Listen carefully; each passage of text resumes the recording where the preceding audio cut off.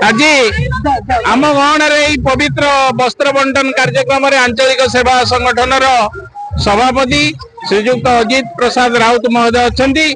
आज कार्यक्रम जनता जनार्दन जनार्दन उद्देश्य जो वस्त्र बंटन कर अनुभूति रखिए। जय जगन्नाथ। जय जगन्नाथ। आज हूँ पवित्र बाहुड़ा यात्रा। यही बाहुड़ा यात्रा घंट मादल नानादी बाजारे आज आम गिरिधारी आश्रम ठारे आम पाटणा ग्राम प्रभुंर बाहुड़ा यात्रा एकदम बहुत सुंदर भाव में चली।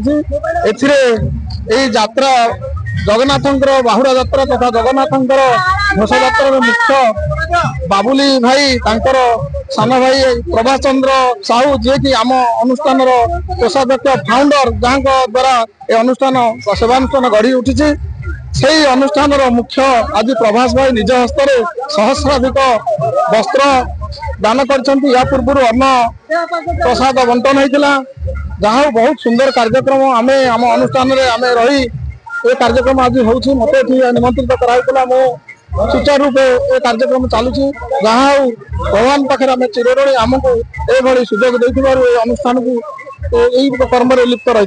जय जगन्नाथ। जय जगन्नाथ।